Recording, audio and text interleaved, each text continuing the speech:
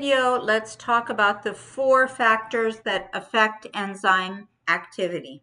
And these 4 factors are pH, meaning how acidic or how basic something is, temperature, substrate concentration, so the amount of substrate you have, and then enzyme concentration. Okay, so I'm going to draw a graph for each one of these and talk about the graph and give you some practical application of this. All right, so the first thing is pH. Now, you know that an enzyme that works really well in the stomach better be able to tolerate an acidic environment, right?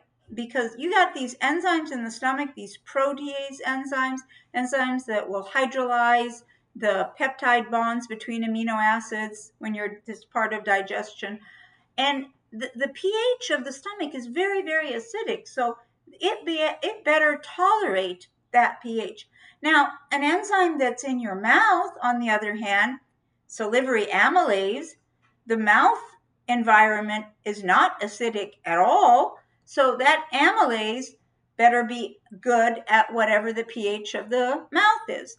The enzymes, huge amount of enzymes that work inside your small intestine, not acidic, they better be good at that pH. So we call the pH that an enzyme it works best at the optimum pH. All right.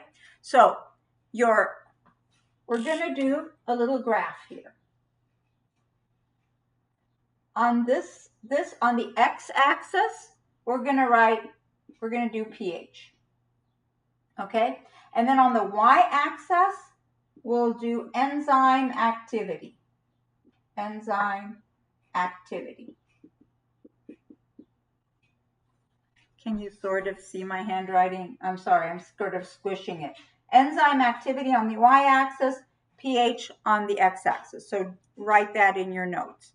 Okay, so pH starts from very, very low, like 0-ish, all the way up to 14. Now, it depends on where the enzyme is. So let's pretend the enzyme is in the blood, all right? And you know, if you're in clinical settings, the pH of the blood is 7.34, something like that. So if we draw a graph, it would look something like this, all right? Where this right, the highest peak right here, this is called the optimum pH. So this right here, so optimum activity, the highest activity will be at the optimum pH. So highest activity is at the optimum pH. So if it was an enzyme in your stomach, then the optimum pH would be around 1 point something. If it's an enzyme in your mouth, or let's say we went to the blood, enzyme in your blood, we'd say optimum pH is around 7.3 something. Okay, so what do these things mean? It means that any deviation from this best pH, the enzyme activity goes down. Okay, so you have no activity or very low activity at this extreme, very low or no activity at this extreme, and you'll have some activity as you're becoming higher pH, some activity as you're having lower pH, and then down here you have no activity, because the y-axis is activity, x-axis is pH. All right, so know that pH is one of the factors that affects enzyme activity. What's another factor that affects enzyme activity? Temperature. All right, what is body temperature? Again, Celsius, because we're all scientists here. It's 37 degrees Celsius, right? So you would think that enzymes obviously should work best at 37 degrees Celsius, since we're talking about the human body. All right, so we've got over here temperature. I'll just abbreviate it, and I'm just going to write EA for enzyme activity. All right, so y-axis is enzyme activity, x-axis is temperature. Again, we're going to see that bell curve. All right, we'll see the same type of thing. And then this right here, this is your optimum temperature, the best temperature, because it will give you the best activity. When do you expect an enzyme? At what temperature do you expect that enzyme to have optimum activity? 37 degrees Celsius in the human body. All right. If the temperature goes way lower than that, enzymes slow down like crazy. If the temperature goes way higher than that, you know what could happen? They could actually get denatured. All right. Because we already said that enzymes are proteins, and you know that from the protein chapter, we said one of the things that will denature a protein is heat. So in fact, this happened to me when I was doing my research. I had these cells, and I was blending them, and I ignored the fact that the blending caused heat to occur in these cells. So all this heat from the blending ended up denaturing all the enzymes that I had in the cells. This is after 2 weeks of doing some research. And then I ran the experiment, or ran the tests after that, and everything was a flat line. Why? Because I had denatured my enzymes because it was too much heat. So again, be aware of the fact that enzymes, they're usually kept in the refrigerator if you're using them for some type of experiment or whatever. Why? Because the refrigerator slows them down. It won't denature them. And then when you're wanting to run a test with an enzyme, just make sure it is at its optimum temperature. You don't want to overheat an enzyme because you could potentially denature. All right. So second factor that affects enzyme activity is temperature. Remembering that, proteins, enzymes are proteins, very, very susceptible to a lot of heat. Okay. All right. Substrate concentration. And we usually just symbolize it as an S with the square brackets. If you remember from intro chem days, the concentration of used to be square brackets. If you remember that, it's fine. All right. So we're going to draw a graph again. We're going to have substrate concentration over here.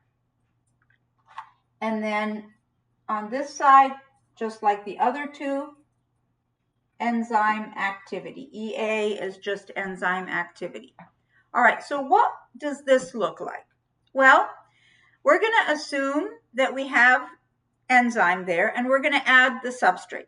So what's going to happen to the activity? As you add more substrate, the activity goes up. As you add more substrate, the activity goes up. As you add more substrate, the activity goes up.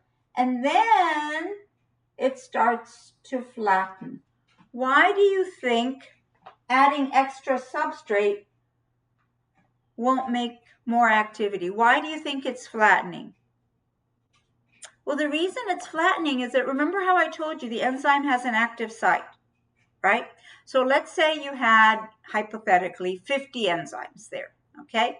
And now we threw in one substrate, then another, and then now we're at 50 substrates. So all 50 active sites are filled now with substrate. If you add a whole bunch of more substrate, they don't have anywhere to go. All the active sites have been filled. So that's why we get this flat line.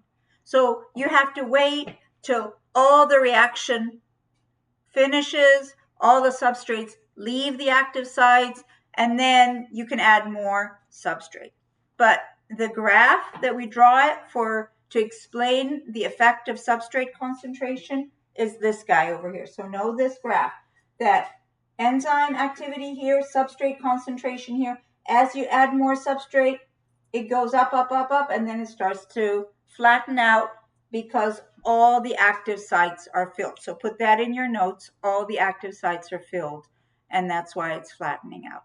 Okay, and then the last one is enzyme concentration. I'm going to erase this over here so I have a little bit of room. What happens with enzyme concentration? Well, in this scenario, we are assuming a whole bunch of substrate. So we have an unlimited supply of substrate, okay? So we've got, this is concentration of the enzyme. Remember, square brackets means concentration of, and this is enzyme activity. Okay, so we have a lot of substrate and we just start adding a whole bunch of enzymes. So what's going to happen? You add enzyme, you're going to have activity. Add enzyme, more activity. Add enzyme, more activity. Add enzyme, more activity. And it just keeps on going up.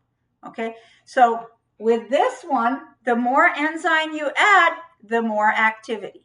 All right, with the substrate one, it doesn't work that way because you've filled up all the active side.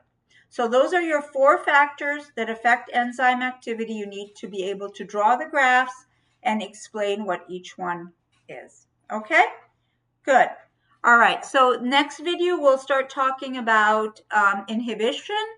And actually before that we'll talk about the lock and key and the induced fit, and then we'll talk about inhibition, and then we'll be able to wrap up this chapter. Okay, see you in the next one.